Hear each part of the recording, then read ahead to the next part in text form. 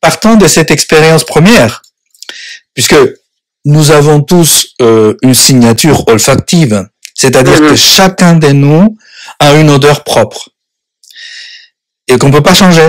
Cette odeur-là, on peut l'améliorer, on peut l'empirer si vous voulez, mais elle est toujours, la base, elle est toujours la même.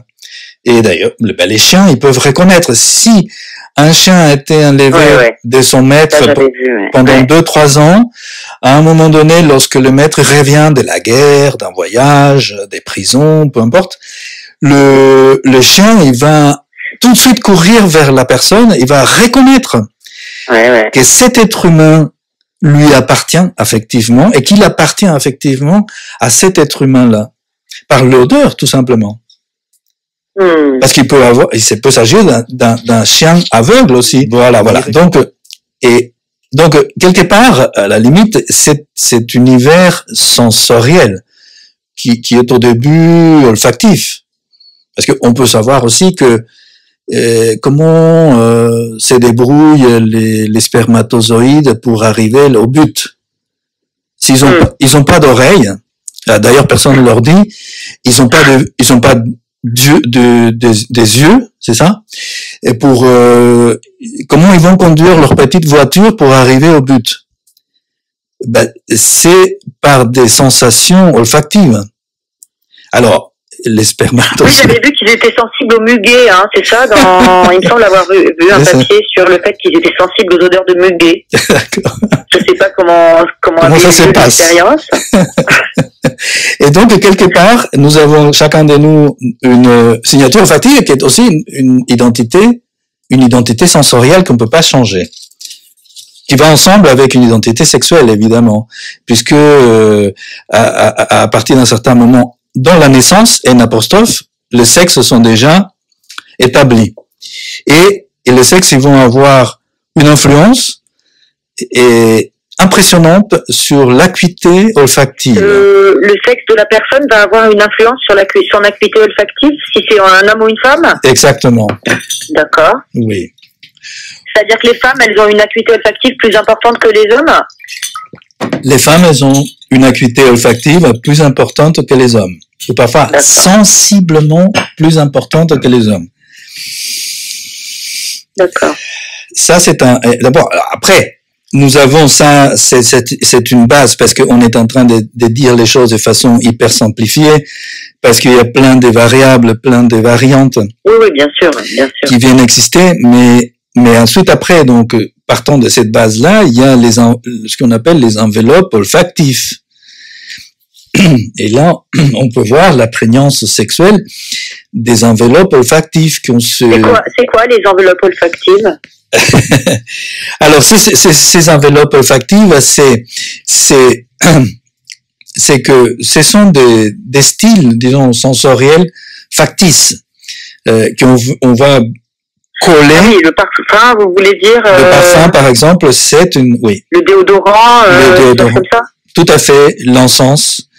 Oui, c'est ça. Tout ce qui vient tenter de sublimer, de améliorer ou d'empirer, ça dépend, de modifier, de voiler, d'habiller, quoi. Une odeur, elle se dégage. Avec un parfum, on s'habille. C'est différent, hein. L'odeur, elle exhale, elle sort de nous vers l'extérieur. Le parfum, il vient de l'extérieur vers nous.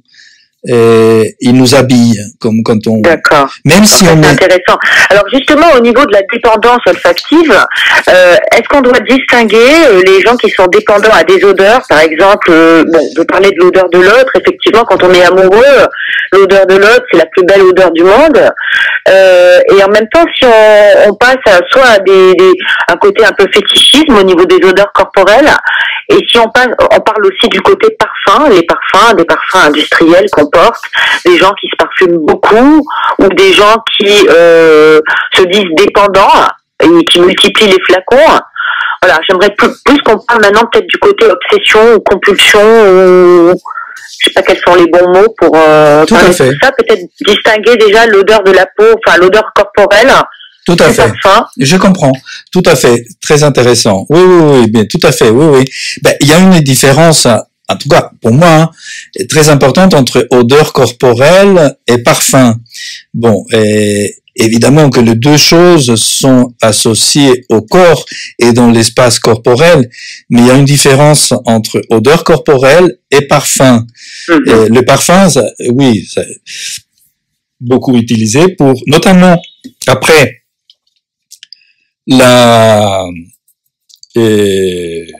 les savoirs sur les maladies infectieuses. On s'est rendu compte qu'il fallait quand même se laver et qu'il fallait pas avoir peur de l'eau, puisqu'à une époque on pouvait avoir peur de l'eau, de se laver, et que peut-être que se laver, que prendre du savon et d'autres choses comme ça n'est pas un truc de simplement de cosmétologie ou de narcissisme, mais qui est bien pour l'hygiène. Et que donc on a commencé à se dire, ah tiens, quand même, l'hygiène fait partie quand même de la santé. Et c'est pas simplement un truc de luxe, voire de luxure. C'est une nécessité humaine. Et donc, on a commencé à créer des salles de bain. On a installé, peut-être deuxième tiers du 19e siècle, et beaucoup plus dans les grandes villes, des salles de bain. Et avec l'arrivée du bidet, etc., et tout ça. Mais alors qu'avant, c'était, on pouvait prendre un bain, mais on commandait des gens qui apportaient des baignoires à la maison pour le faire. Donc, les parfums et l'odeur, évidemment, ils ont tendance à se mélanger, ils peuvent se mélanger, mais ce sont des sensations très différentes. Hein. L'odeur corporelle vient de la relation intime avec la nudité, et où l'intime implique présence et proximité. Une présence et proximité interolfactive entre deux corps. C'est pour ça que l'odeur peut être liée à la vérité. La vérité d'un corps, c'est son odeur. On peut mentir, on peut cacher des choses, mais on peut pas vraiment cacher l'odeur corporelle. Alors le parfum va tenter de la cacher un peu, mais à un moment donné, il n'y arrive plus. Et comme vous disiez, il se contente pas seulement de la cacher, mais aussi peut-être de la sublimer. Exactement. De sublimer cette vérité, comme il y aurait de la vérité quand on porte un masque, par exemple. C'est ça, ou quand on porte un joli habit, bien sûr, ça va tenter de la sublimer, et aussi peut-être de l'alimenter, de lui donner une nourriture, de l'alimenter, de l'élever, et donc sublimer, élever, nourrir, apporter un luxe et apporter un plaisir. Mais ces plaisirs-là, il peut être trouvé dans le mélange des odeurs corporelles elles-mêmes, hein. C'est-à-dire que moi je postule l'existence d'un parfum même spontané, mais bon, ça c'est une autre question. Ça c'est une autre question qu'on pourrait. Alors en fait, le parfum il va fonctionner comme une enveloppe sensorielle qui est parfois étonnante, inattendue, factice du corps. Il y a des gens qui ont observé ça, c'est la question de la communication olfactive, hein, de savoir que parfois certaines odeurs corporelles peuvent servir à communiquer, entre guillemets, à communiquer mais je pense que c'est plutôt la fonction du parfum, et que le parfum il peut communiquer alors que les odeurs corporelles vont informer. Si la personne qui est proche a cette intention de vouloir cette capacité, cette acuité de vouloir déchiffrer cette odeur-là, oui, elle peut le trouver. Mais les odeurs corporelles, alors la différence entre les odeurs corporelles et les parfums, c'est que quelque part les odeurs corporelles, elles sont simples et spécifiques. C'est en fonction de certaines parties du corps. Par exemple, vous avez l'odeur de la peau, l'odeur des cheveux, du sexe, du lait maternel, du sperme, de la cyprine, de la sueur, du sang, des excréments, etc. Et Ils peuvent être plus ou moins combinés, évidemment combinés en mosaïque par le nez qui les capte. Mais elles proviennent des sources qui sont différentes et qui sont indépendantes entre elles.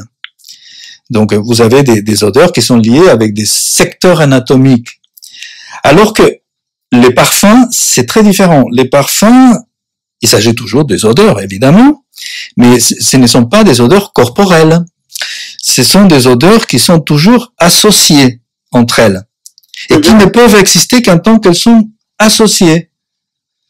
Par exemple, vous voulez dire les molécules qui sont associées entre elles? Oui, les mélanges de plusieurs essences.